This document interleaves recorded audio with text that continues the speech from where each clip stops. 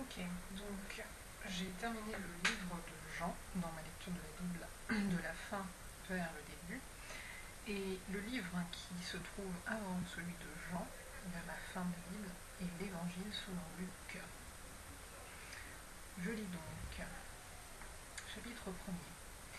Plusieurs ayant entrepris de composer un récit des événements qui se sont accomplis parmi nous, suivant ce que nous ont transmis ceux qui ont été des témoins oculaires dès le commencement et sont devenus des ministres de la parole, il m'a aussi semblé bon, après avoir fait des recherches exactes sur toutes ces choses depuis leur origine, de te les exposer par écrit d'une manière suivie, excellent Théophile, afin que tu reconnaisses la certitude des enseignements que tu as reçus. Point.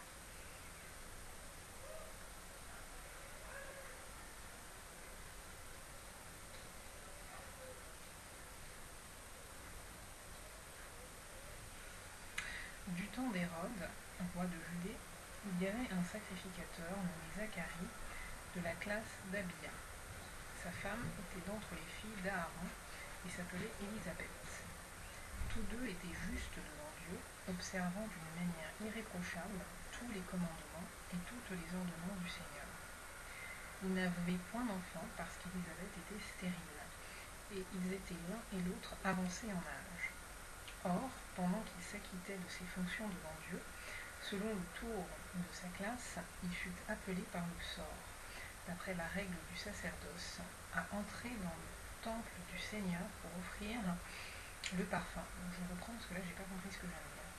Or, pendant qu'il s'acquittait de ses fonctions devant Dieu, selon le tour de sa classe, il fut appelé par le sort, d'après la règle du sacerdoce, à entrer dans le temple du Seigneur pour offrir le parfum. Toute la multitude du peuple était dehors en prière à l'heure du parfum. Alors un ange du Seigneur apparut à Zacharie et se tint debout à droite de l'autel des parfums. Zacharie fut troublé en le voyant, et la frayeur s'empara de lui. Mais l'ange lui dit : Ne crains point, Zacharie, car ta prière a été exaucée. Ta femme Élisabeth t'enfantera un fils, et tu lui donneras le nom de Jean. Il sera pour toi un sujet de joie et d'allégresse, et plusieurs se réjouiront de sa naissance, car il sera grand devant le Seigneur.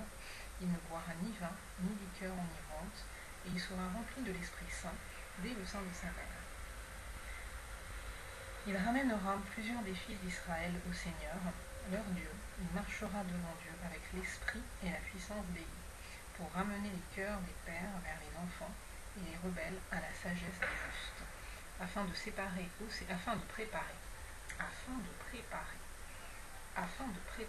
Seigneur un peuple bien disposé. Zacharie dit à l'ange : À quoi reconnaîtrai-je cela ? Car je suis vieux et ma femme est avancée en âge. L'ange lui répondit : Je suis Gabriel, je me tiens devant Dieu. J'ai été envoyé pour te parler et pour t'annoncer cette bonne nouvelle. Et voici, tu seras muet, et tu ne pourras parler jusqu'au jour où ces choses arriveront, parce que tu n'as pas cru à mes paroles, qui s'accompliront en leur temps. Cependant, le peuple entendait Zacharie, s'étonnant de ce qu'il restait si longtemps dans le temple. Quand il sortit, il ne put leur parler, et ils comprirent qu'il avait eu une vision dans le temple. Il leur faisait des signes, et il resta muet. Lorsque ses jours de service furent écoulés, il s'en alla chez lui. Quelque temps après, Élisabeth, sa femme, devint enceinte. Elle se cacha pendant 5 mois, disant : C'est la grâce que le Seigneur m'a faite quand il a jeté les yeux sur moi pour ôter mon opprobre parmi les hommes. Au 6e mois, l'ange Gabriel fut envoyé par Dieu dans une ville de Galilée appelée Nazareth, auprès d'une vierge fiancée à un homme de la maison de David, nommé Joseph. Le nom de la vierge était Marie. L'ange entra chez elle et dit : Je te salue, toi à qui une grâce a été faite. Le Seigneur est avec toi. Troublée par cette parole, Marie se demandait ce que pouvait signifier une telle situation.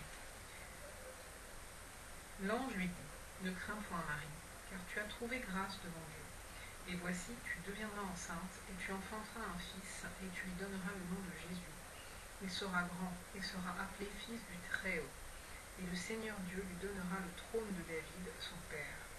Il régnera sur la maison de Jacob éternellement, et son règne n'aura point de fin. Marie dit à l'ange : Comment cela se fera-t-il, puisque je ne connais point d'homme ? L'ange lui répondit : Le Saint-Esprit viendra sur toi, et la puissance du Très-Haut te couvrira de son ombre.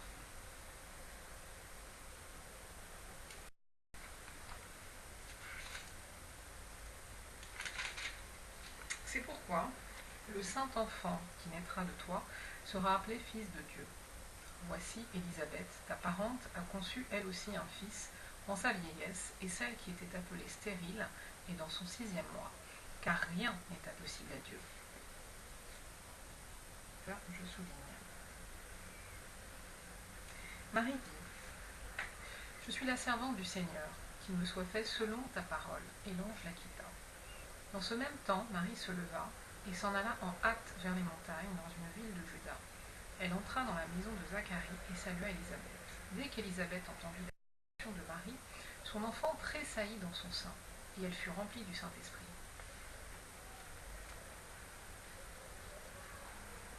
Ça, je souligne. Enfin, je note en tout cas. Elle s'écria d'une voix forte, tu es bénie entre les femmes, et le fruit de ton sein est béni. Comment m'est-il accordé que la mère de mon Seigneur vienne auprès de moi? Car voici, aussitôt que la voix de ta salutation a frappé mon oreille, l'enfant a tressailli d'allégresse dans mon sein.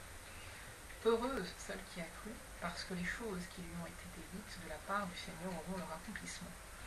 Et Marie dit, mon âme exalte le Seigneur, et mon esprit se réjouit en Dieu, mon Sauveur, parce qu'il a jeté les yeux sur la bassesse de sa servante. Car voici désormais, toutes les générations me diront bienheureuse, parce que le Tout-Puissant a fait pour moi de grandes choses. Il est saint, et sa miséricorde s'étend d'âge en âge, sur ceux qui le craignent.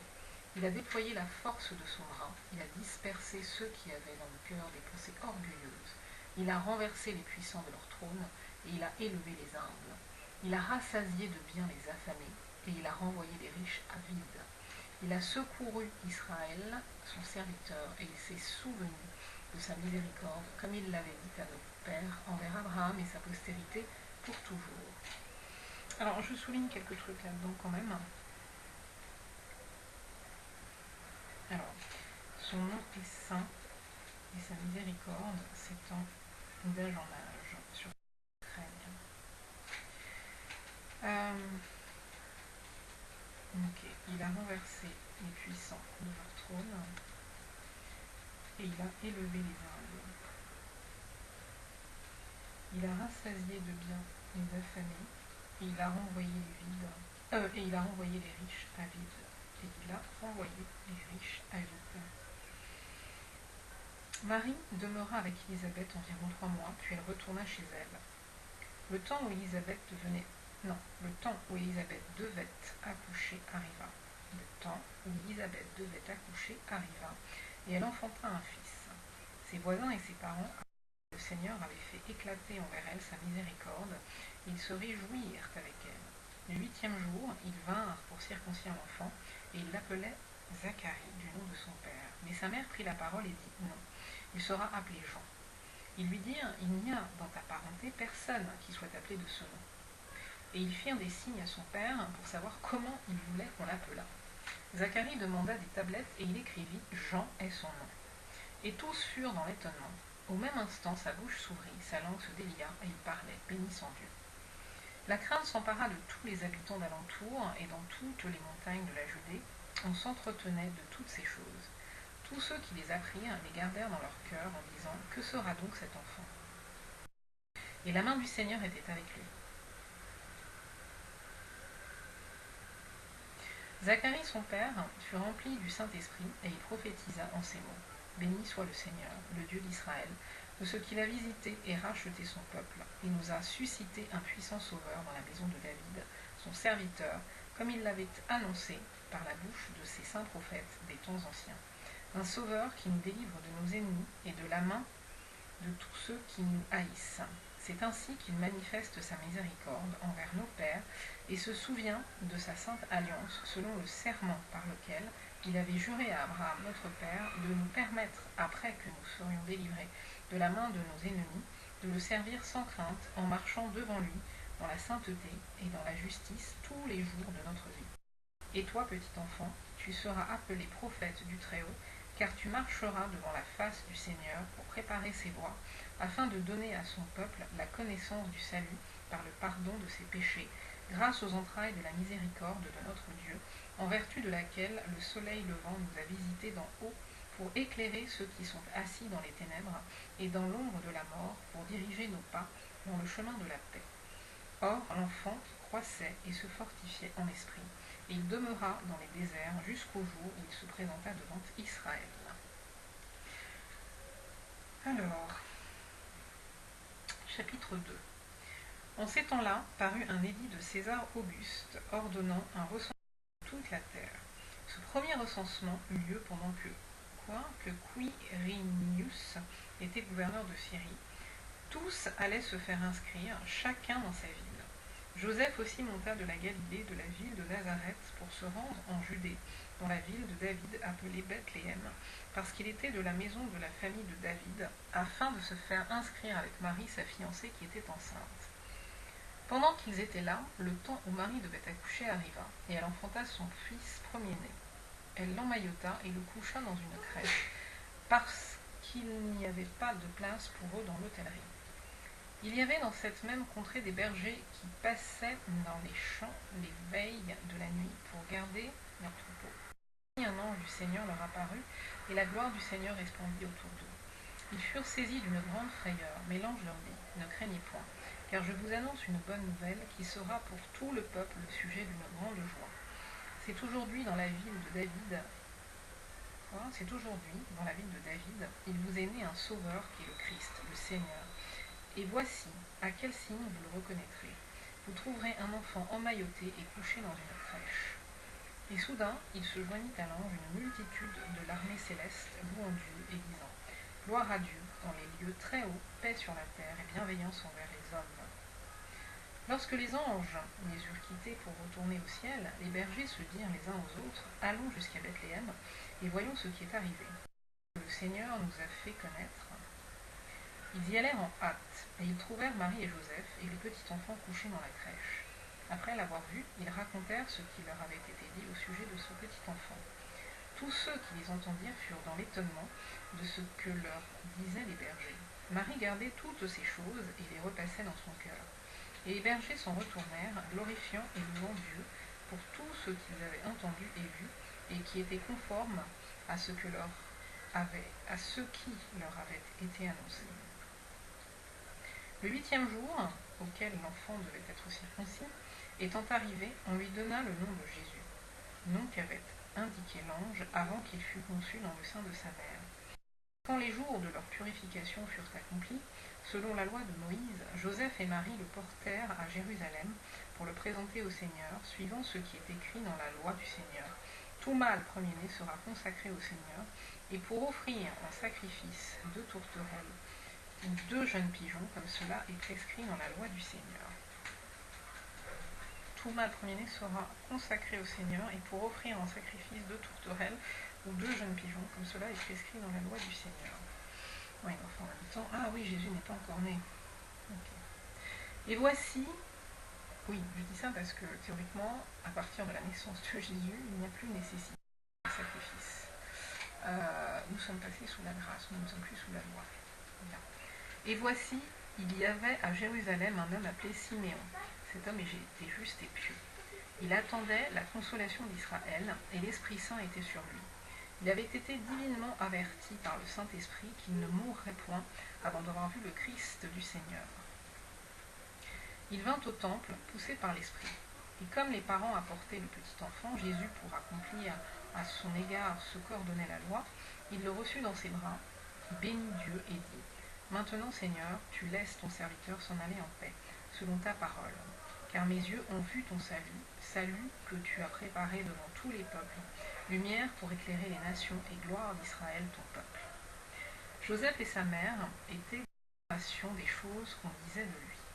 Siméon les bénit et dit à Marie, sa mère : « Voici, cet enfant est destiné à amener la chute et le relèvement de plusieurs en Israël, et à devenir un signe, provoquera la contradiction.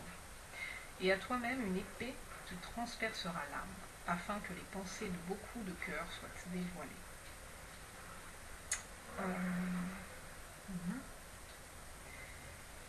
Il y avait aussi une prophétesse, Anne, fille de Phanuel, de la tribu d'Azer. Elle était fort avancée en âge, et elle avait vécu 7 ans avec son mari depuis sa virginité, restée veuve et âgée de 84 ans, 84, elle ne quittait pas le temple et elle servait Dieu nuit et jour dans le jeûne et dans la prière. Étant survenue elle aussi à cette même heure, elle louait Dieu et elle parlait de Jésus à tous ceux qui attendaient la délivrance de Jérusalem. Lorsqu'ils eurent accompli tout ce qu'ordonnait la loi du Seigneur, Joseph et Marie retournèrent en Galilée, à Nazareth leur ville. Or l'enfant croissait et se fortifiait en esprit. Il était rempli de sagesse et la grâce de Dieu était sur lui. Les parents de Jésus allaient chaque année à Jérusalem à la fête de Pâques. Lorsqu'il fut âgé de 12 ans, ils y montèrent selon la coutume de la fête. Puis, quand les jours furent écoulés et qu'ils s'en retournèrent, l'enfant Jésus resta à Jérusalem. Joseph et sa mère ne s'en aperçurent pas. Croyant qu'il était avec leurs compagnons de voyage, ils firent une journée de chemin et le cherchèrent parmi leurs parents et leurs connaissances. Mais ne l'ayant pas trouvé, ils retournèrent à Jérusalem pour le chercher. Au bout de 3 jours, ils le trouvèrent dans le temple, assis au milieu des docteurs, les écoutant et les interrogeant. Tous ceux qui l'entendaient étaient frappés de son intelligence et de ses réponses. Quand ses parents le virent, ils furent saisis d'étonnement, et sa mère lui dit : « Mon enfant, pourquoi as-tu agi de la sorte avec nous ? Voici ton père et moi, nous te cherchions avec angoisse. » Il leur dit : « Pourquoi me cherchiez-vous ? Ne saviez-vous pas qu'il faut que je m'occupe des affaires de mon père ? » Mais ils ne comprirent pas ce qu'il disait. Puis il descendit avec eux pour aller à Nazareth, et il leur était soumis. Sa mère gardait toutes ces choses dans son cœur. Et Jésus croissait en sagesse, en stature et en grâce devant Dieu et devant les hommes. Chapitre 3. La 15e année du règne de Tibère César, lorsque Ponce Pilate était gouverneur de la Judée, Hérode, tétrarque de la Galilée, son frère Philippe, tétrarque de l'Iturée, et du territoire de la Traconite, Lysanias, tétrarque de l'Abilène et du temps des souverains sacrificateurs, Anne et Caïphe, la parole de Dieu fut adressée à Jean, fils de Zacharie, dans le désert. Et il alla dans tout le pays des environs du Jourdain, prêchant le baptême de repentance pour la rémission des péchés. Selon ce qui est écrit dans le livre des paroles d'Isaïe le prophète, c'est la voix de celui qui crie dans le désert : préparez le chemin du Seigneur, aplanissez ses sentiers.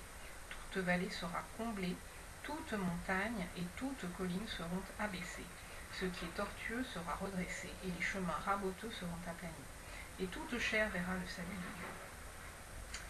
Donc ça, il faut que je souligne. Voilà. Jean, fils de Zacharie, alla dans tout le pays des environs du Jourdain, prêchant le baptême de repentance pour la rémission des péchés.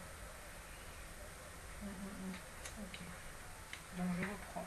Chapitre 3, verset 1. Il disait donc à ceux qui venaient en foule pour être baptisés par lui : race de vipères, qui vous a appris à fuir la colère à venir ? Produisez donc des fruits dignes de la repentance, et ne vous mettez pas à dire en vous-même : nous avons Abraham pour père. Car je vous déclare que de ces prières, Dieu peut susciter des enfants à Abraham. Déjà même la cognée est mise à la racine des arbres. Tout arbre donc qui ne produit pas de bons fruits sera coupé et jeté au feu. Donc je souligne, il disait donc à ceux qui venaient en foule pour être baptisés par lui : race de vipères, qui vous a appris à fuir la colère à venir. Produisez donc des fruits dignes de la repentance.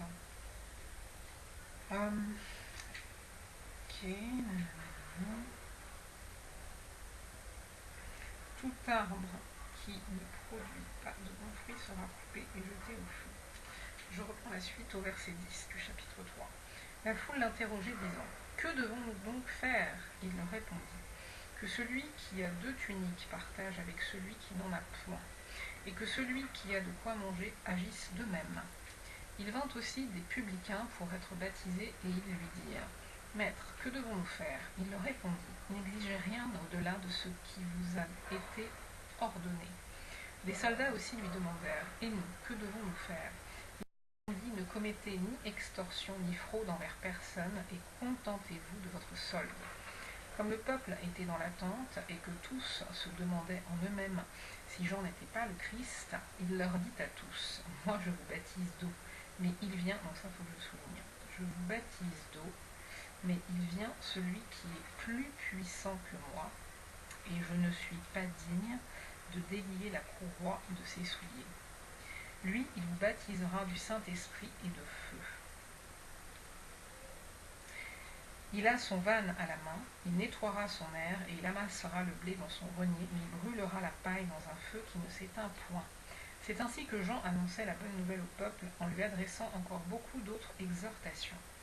Hérode le tétrarque étant repris par Jean au sujet d'Hérodias, femme de son frère, et pour toutes les mauvaises actions qu'il avait commises, ajouta encore à toutes les autres celle d'enfermer Jean dans la prison. Donc je souligne Hérode le tétrarque, repris par Jean.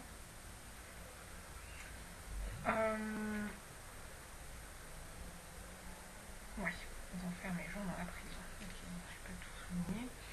Je reprends au verset 21, toujours chapitre 3 de l'évangile de Luc. Tout le peuple se faisait baptiser, Jésus aussi fut baptisé.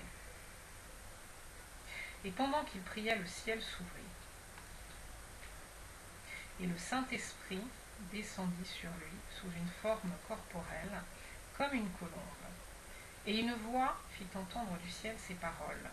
Tu es mon fils bien-aimé, et en toi j'ai mis toute mon affection. Alors,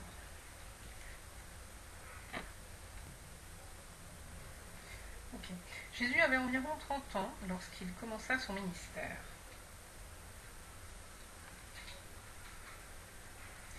Étant, comme on le croyait, fils de Joseph, fils de Mattat, fils de Lévi, fils de Melchi, fils de Janaï, fils de Joseph, fils de Mattatias, fils d'Amos, fils de Nahum, fils d'Esli, fils de Nagai, fils de Mahat, fils de Mattatias, fils de Sémeï, fils de Josek, fils de Joda, fils de Johanan, fils de Reza, fils de Zorobabel, fils de Zalatiel, fils de Néri, fils de Melchi, fils d'Adi, fils de Kosam, fils d'Elmadam, fils d'Er, fils de Jésus,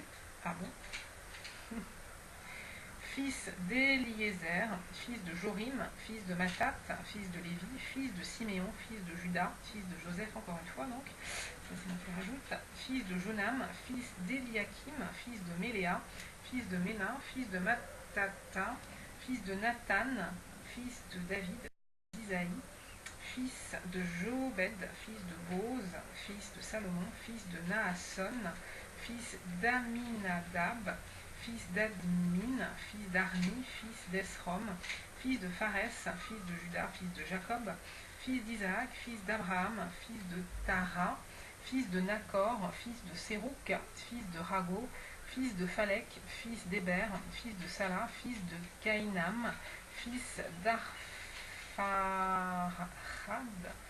fils de Sem, fils de Noé, fils de Lamech, fils de Mathusala, fils d'Enoch, fils de Jared, fils de Malélel, fils de Caïnan, fils de Seth, fils d'Adam, fils de Dieu. Quelle lignée. Chapitre 4, mais là je ne sais pas si je